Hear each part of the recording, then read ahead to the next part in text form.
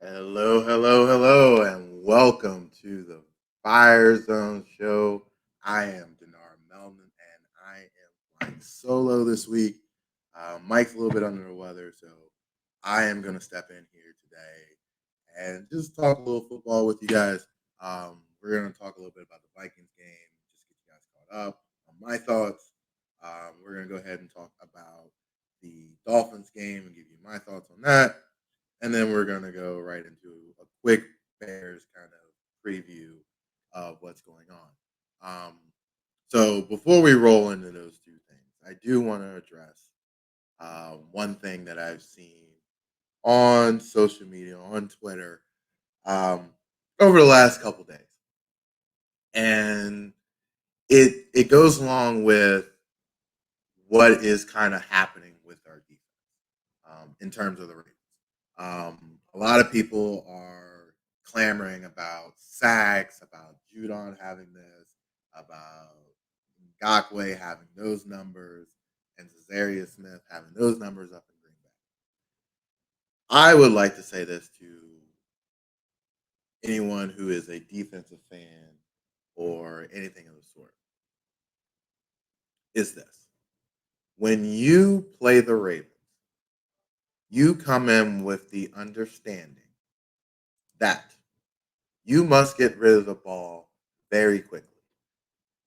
Baltimore is going to bring some type of pressure, some type of zone blitz, whatever you want to call it. They're going to bring some type of exotic thing. So you are already prepared in your game plan to address those things. You've already talked to your offense. You've already talked to the quarterback all week about getting the ball out quick, about 3-step drops, about 5-step drops. When you hit your back foot, that ball needs to be gone. You can't hold the ball in the pocket. So teams come to play the Ravens, and this is occurring. And people are like, well, we don't get sacks. We don't get this. We don't get that. The numbers are down. Judon is now having his career year up in New England. And Cesario Smith left here and had 14 and a half sacks, whatever he had. But think about it. If an offense comes in with the idea of getting ball out of their hand quickly, you think the sack numbers would be down just a little bit? And you can kind of see that. Now, a couple other things that have come up is the fact that we're looking at scheme and things along that sort. Now, the reason why, particularly two players, Darius Smith and Matthew Judon left, and this is my own personal opinion. I'm not saying other people have said this or anything of the sort. But when you watch film on both of them when they were in Baltimore, you could tell that they had no interest in two things: pass coverage and run defense. So you might be saying, well, Judon has 10 and a half sacks, and Cesario Smith is doing these things. Well, they don't have any other responsibilities in those defenses. Now, Judon may drop occasionally in New England, but that's on a rare occasion. If you look at his numbers now, he's on a career trajectory on snaps that are going basically past snaps that he's rushing. And he's I think it was like 3 or 4% drop in him in coverage. So obviously more opportunities to rush the quarterback means more quarterback sacks. Now, I have brought up in the past about impact sacks. Now, I haven't seen Judon's games a lot. I haven't seen a lot of his stuff. But I still see the same things I saw in Baltimore, which is teams leave him alone. Teams decide they're not worried about him. So he gets very little attention his way. So I'm just saying that up front. So we'll keep moving on that. I'm just saying he has a lot of different things that have been allowed him to do things that allow him to get big sack numbers. And I would say the same thing about Darius Smith. So you need to understand the offensive game plan and who they're playing. If I'm in Green Bay, I know I got to score points. that means Zarius Smith is going to have more opportunities to rush the quarterback and get sacks. So I'm just saying, we'll move on. So we're talking about the Vikings game. Just a quick recap. Um, I anticipated them being slow out the gates. They've been playing a lot of big games recently, coming off bye. Typically, you're a little slow coming out of the gates because you're still getting used to the game speed and things of that sort.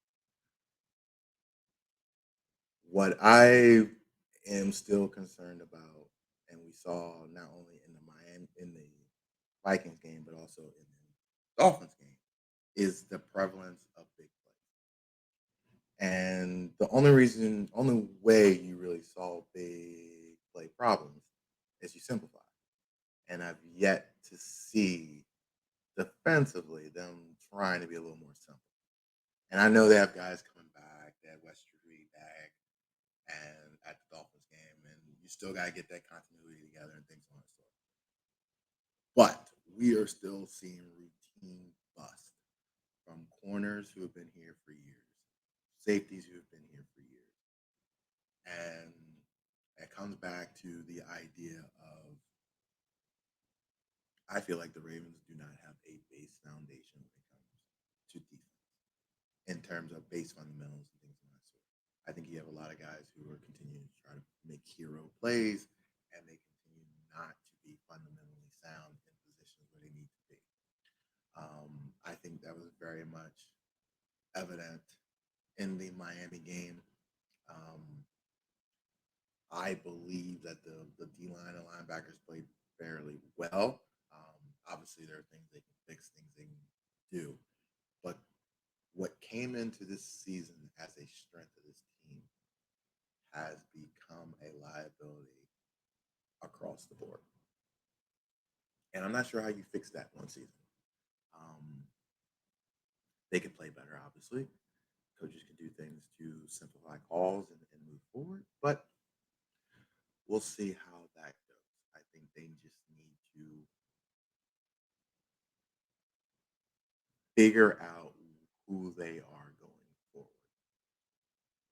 I think they're really stuck in a middle place. They want to be this very aggressive team, but they still don't have the personnel on the back end to do that.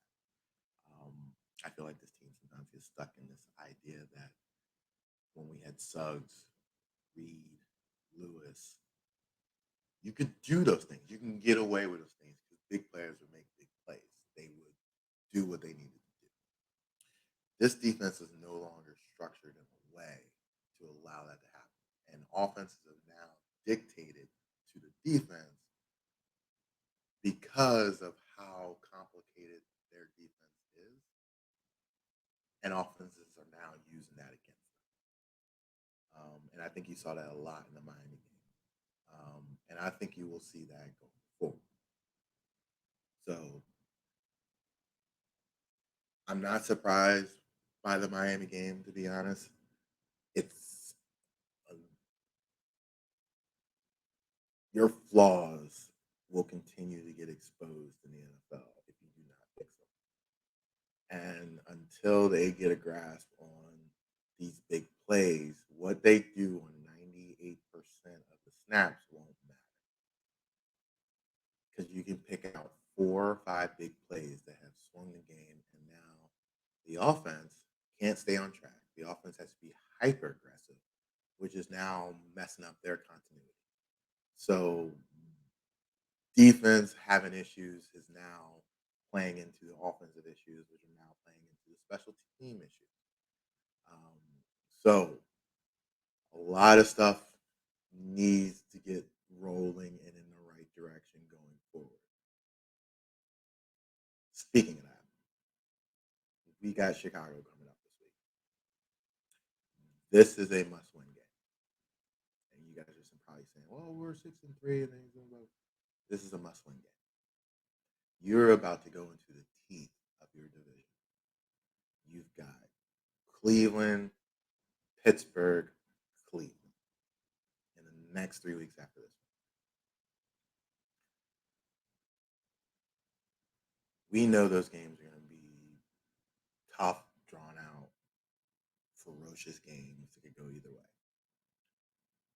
This game against Chicago on defense, we must prepare for Mr. Fields. And you'll probably say, well, we have Lamar, we practice Lamar. It doesn't matter. If you have not seen a running quarterback at full speed in a game, it's going to be a problem. He's going to make plays. This is going to be a tougher game than people will think. It's just like the Miami game. I think having Boyle back will help offensively. I think that will change the running game. That being said, back to the defense. This is one of those games where you must exert your will on Chicago, straight up from the beginning. If you let this team hang in there at home with a depleted roster, with guys who are hurt, and I'm not talking about the Miami game. Miami has a very good roster of young guys who are still trying to figure out how to play consistently. And you saw that last week when they played Baltimore. When it's all clicking, that Miami team is dangerous. Now, it did help that it was prime time Thursday night. Everybody's juiced up. So you probably got Miami's best of the year. And you got the Ravens C, D game, certain places F.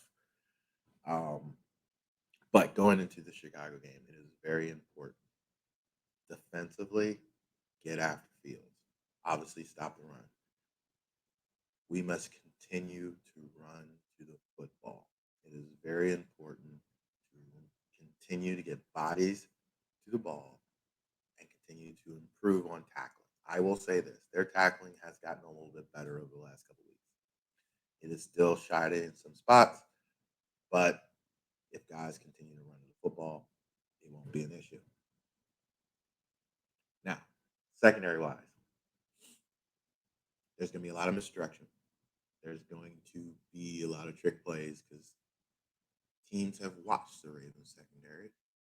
You're going to see pump screens. You're going to start seeing more hitches and goes because Wink's mentality works against him. When Wink gets in trouble, Wink pressures more. When Wink has been curtailed because of personnel, he won't pressure. So therefore, you get games like the Indianapolis Colts and things on that sort. So I think Wink needs to understand what he has and play to those strengths and have better game plans going forward. You know, you always want to be hyper aggressive. I know that's kind of their analytic thing and things of that sort. But sometimes as a coach, you got to step back on yourself and reevaluate. And I hope that happens in this game. They understand the magnitude of this and they get rolling very quickly. I think if Allen Robinson isn't playing, I think this, once again, I need their focus to rise up in the secondary. I need better performances across the board, and I hope we get those this week. This will be a challenge. Anytime you go into Chicago, it's always a challenge, even when you haven't played them multiple times. I know Chicago's struggling on offense a little bit, but once again, as a defense, we must continue to get better. We got to get better tackling. We got to control their running game.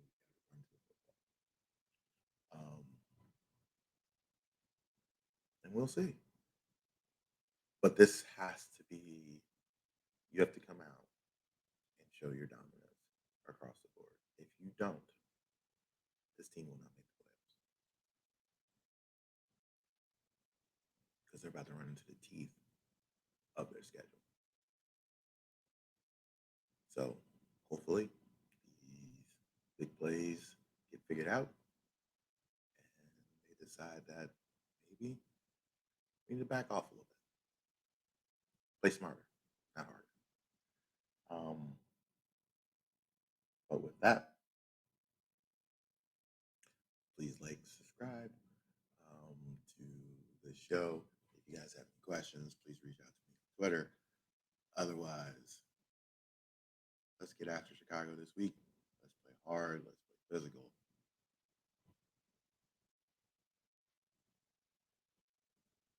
You guys have a good one.